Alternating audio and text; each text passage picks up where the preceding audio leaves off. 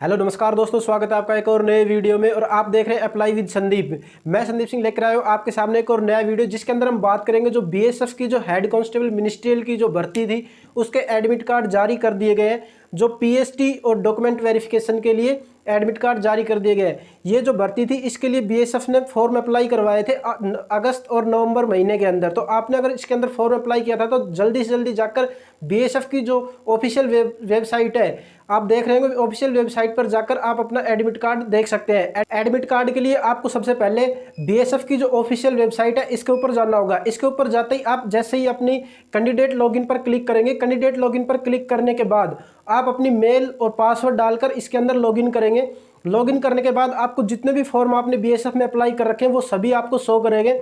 और उसके अंदर जो साइड में आपको एक्शन बटन दिखाई दे रहा है, एक्शन बटन पर आप जैसे ही क्लिक करेंगे, एक्शन बटन पर क्लिक करते ही आपको प्रिंट एडमिट कार्ड का ऑप्शन देखने को मिलेगा। और प्रिंट एडमिट कार्ड के ऑप्शन पर क्लिक करके आप अपना एडमिट कार्ड यहां से डाउनलोड कर सकते हैं। हेड कांस्टेबल मिनिस्ट्रियल और एएसआई स्टेनो की जो ये वैकेंसीज थी, जो भर्ती अगस्त और नवंबर में फॉर्म फिल किए गए थे, इसका जो एग्जाम का नोटिफिकेशन आया उसके अंदर 3 फेज के अंदर ये भर्ती कंप्लीट करवाई जाएगी। जिसके अंदर जो फर्स्ट फेज दिया गया है उसके अंदर आपको देखने को मिलेंगे फिजिकल मेजरमेंट यानी कि पीएसटी और डॉक्यूमेंट वेरिफिकेशन। ये 2 चीजें आपको फेज फर्स्ट में देखने को मिलेगी, जो जिनकी डेट जो है वो तीसरे वीक में, यानी कि अभी जो इस 20 या 21 तारीख से आपके स्टार्ट हो जाएंगे, 20-21 दिसंबर से 2022 से। उनके हम इसके अंदर डिटेल में जानेंगे कि आपको क्या क्या डॉक्यूमेंट्स लेके जाने हैं और आपके पीएसटी में क्या क्या होने वाले हैं।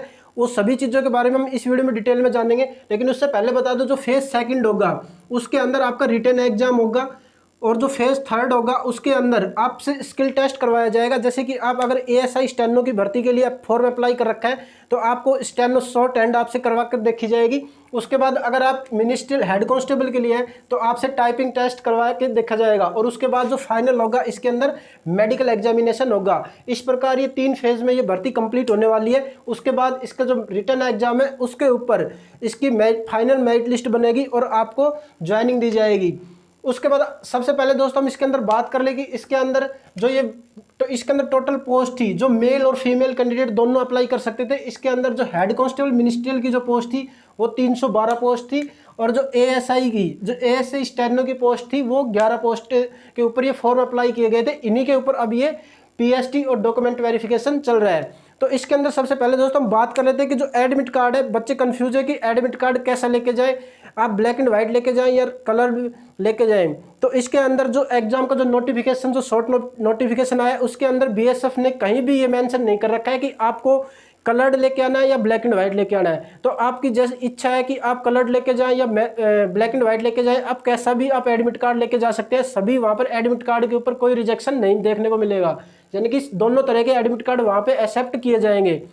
लेकिन मेरी पर्सनली सजेशन आपको ये करूँगा कि आप जो एडमिट कार्ड कलर लेके जाएं, क्योंकि उसके अंदर क्लियर आपकी फ़ोटो है वो क्लियर दिखाई देती है। तो आप कलर ही एडमिट कार्ड लेके जाएं। तो ये एडमिट कार्ड का जो कन्फ्यूजन था वो क्लियर हो गया। उसके बाद हम बात करें इसके अंदर पीएसटी की, तो फिजिकल स्टैंडर्ड टेस्ट होगा। इसके अंदर कोई रनिंग नहीं होगी। फिजिकल स्टैंडर्ड टेस्ट में सिर्फ हाइट, वेट और चेस्ट देखने को मिलेगी। आपको हाइट, वेट, चेस्ट इस प्रकार देखने को मिलेगी। Physical standard for the post of ASI और हेड कांस्टेबल दोनों के लिए दिया गया है। उसके अंदर जो ओबीसी, जनरल, ईडब्ल्यूएस और एससी कैंडिडेट है उनके लिए, मेल कैंडिडेट के लिए हाइट है वो 165 सेंटीमीटर रखी गई है, और फीमेल कैंडिडेट के लिए 155 सेंटीमीटर रखी गई है।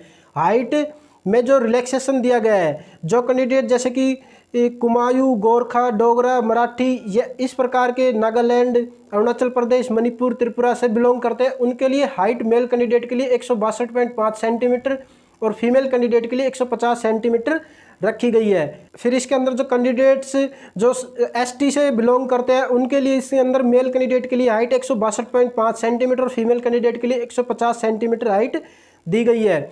उसके बाद हम बात कर ले दोस्तों चेस्ट की, तो चेस्ट इसके अंदर जो जनरल, ओबीसी, एससी और ईडब्ल्यूएस कैटेगरी के उनके लिए अनएक्सपेंडेड जो चेस्ट है वो 77 सेंटीमीटर दी गई है, और एक्सपेंडेड करके 82 सेंटीमीटर आपकी चेस्ट दी गई है। उसके बाद अगर हम बात करें एसटी कैटेगरी के कैंडिडेट की, तो उनके अंदर अनएक्सपेंडेड 76 सेंटीमीटर और एक्सपेंडेड करके 81 सेंटीमीटर आपकी जो हाइट दी गई है। उसके बाद अगर वेट की बात करें तो वेट के अंदर इसके अंदर लिख रखा है correspondent to the height and age age पर मेडिकल स्टैंडर्ड।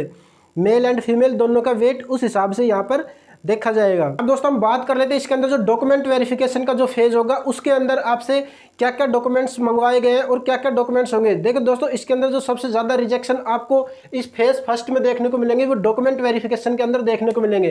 तो इसके अंदर हम देख लेते हैं सबसे पहले एजुकेशन सर्टिफिकेट में। तो एजुकेशन सर्टिफिकेट में आपको 10th 12th जो कि 10th और 12th जो फॉर्म फिल करते वक्त आपसे मांगी गई थी, यानी कि 10th और 12th तो आपके लिए मैंडेटरी है, आपको ये ओरिजिनल सर्टिफिकेट लेके जानी है और इनकी 3-3 फोटोकॉपी, यानी कि जो 3-3 फोटोकॉपी कम से कम आपको लेके जानी है और वो भी सेल्फ अटेस्टेड।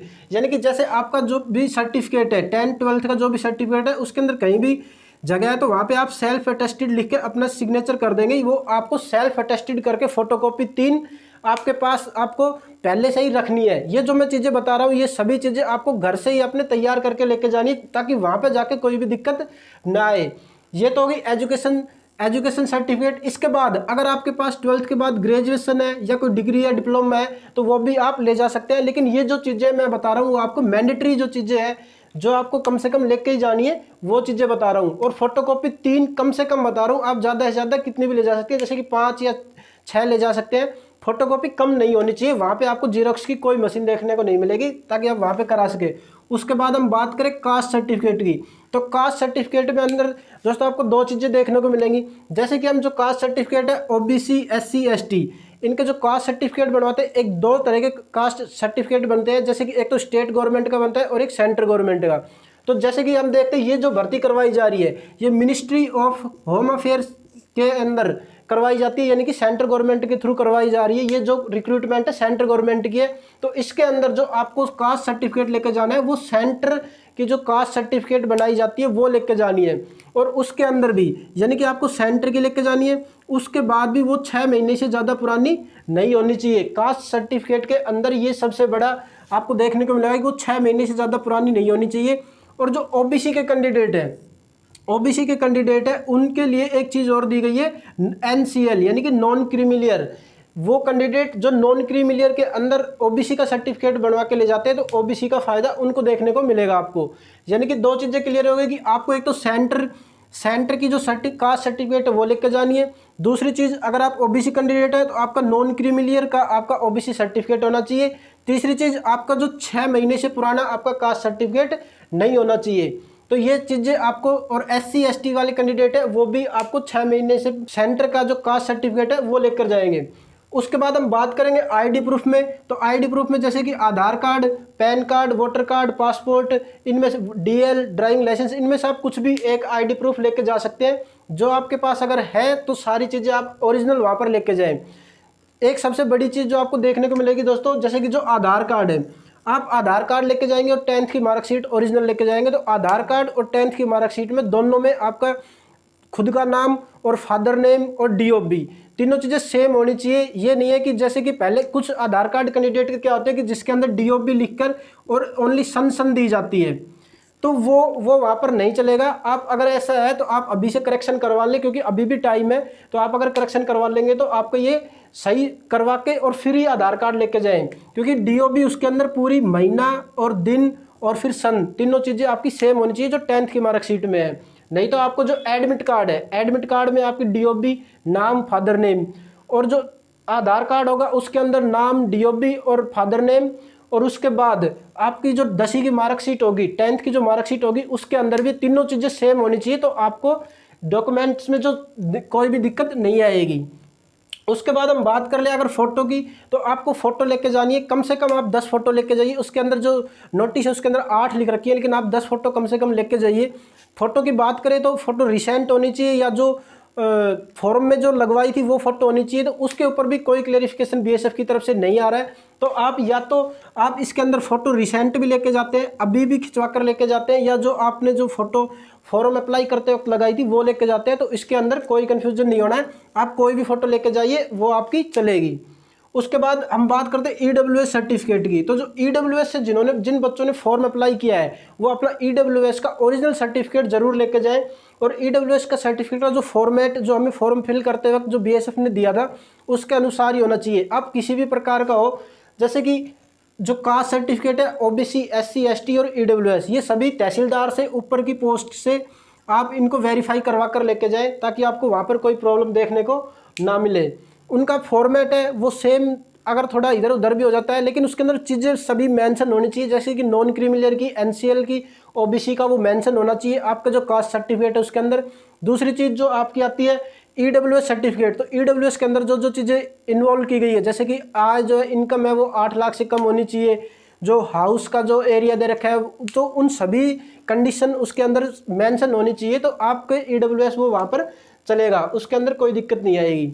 लास्ट चीज जो दोस्तों आपको देखने को मिलेगी जो डोमिसाइल है उसके बारे में। तो डोमिसाइल, पहली बात तो इसके अंदर डोमिसाइल आपके लिए कोई ज़रूरी नहीं है, क्योंकि डोमिसाइल जो स्टेट गवर्नमेंट की भर्ती होती है उनके अंदर डोमिसाइल मंगवाया जाता है, लेकिन डोमिसाइल तो आपके पास होगा, क्योंकि जैसे ही आप ओबीसी या एससी एसटी या ईडब्ल्यूएस सर्टिफिकेट बनवाएंगे तो सबसे पहले आपको डोमिसाइल बनवाना पड़ता है, उसके बाद ही आपके ये कास्ट सर्टिफिकेट अप्लाई कर सकते हैं। तो आप डोमिसाइल है तो आप ले के भी जा सकते हैं, लेकिन इसके अंदर कोई भी डोमिसाइल की कोई रिक्वायरमेंट नहीं रखी गई है, ओनली कास्ट सर्टिफिकेट की इसके अंदर मंगवाए गए हैं, और जो एजुकेशन सर्टिफिकेट है वो मंगवाए गए हैं। तो धन्यवाद दोस्तों, आशा करता हूँ वीडियो आपको अच्छा लगा होगा और इसमें दी गई जानकारी आपके लिए हेल्पफुल रहेगी।